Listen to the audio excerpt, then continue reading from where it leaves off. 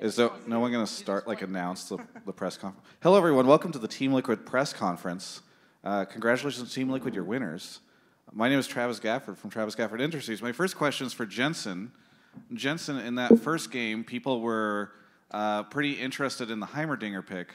Can you please talk to me about what went into that, what scrims were like around it, etc.?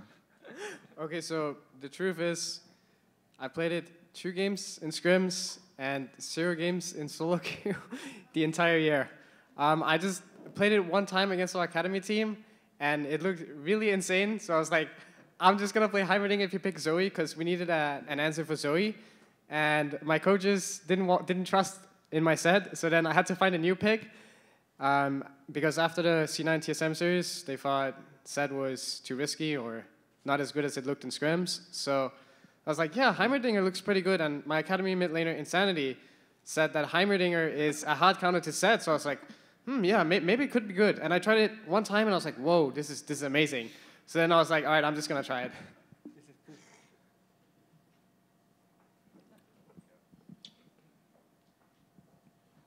Hi, guys. My name is Jared Warnke from Daily Esports. My question is for Xmithy.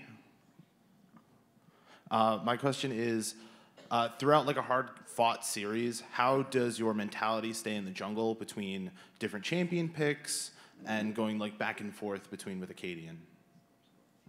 I think my mentality just stays the same, even though that if we're winning a lot or if we're losing a lot. I think that's like the best mentality for me, because I just want to be as neutral as possible so that I can think what the best decisions are. And I've just been training myself for that for like the last 3 years or so. Just like to stay as neutral as possible.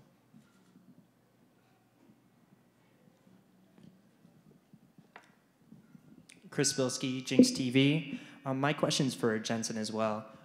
Heading into MSI, you're a player who's experienced some international success, especially last year. What makes this team different, or what makes this team set up for success at the Midseason Invitational? Well, I think it's just we have a lineup full of super experienced veterans who all know what to do at all points in the game. So I think at all points in the game we kind of have a solution as to what to do. And I think the biggest thing in internationally is that everyone is actually super good mechanically, because if you play at Worlds and people are not up to par mechanically, that's when you run into trouble. Because I think in the past few years, the team that has always won Worlds has been the best mechanical skilled teams. So I think this team, we're 5 super good mechanical players, and we're also super smart about the game.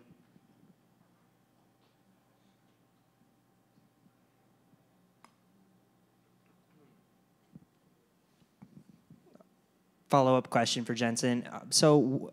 Capturing your first LCS title here, where does this rank on your list of personal accomplishments? I don't know, probably somewhere like around. I kind of feel the same way as when I went to semis. It's an amazing feeling. It's obviously a little bit different, but yeah, I don't know.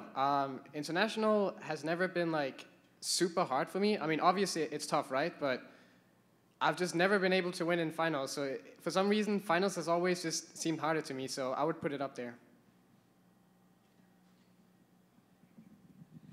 Nick Geraci, Invent Global. This question is for Doublelift. Doublelift, before you locked in Kaisa in the last game, you were hovering Vayne for a while. Was that more of just like an ego hover, or were you actually considering playing the pick?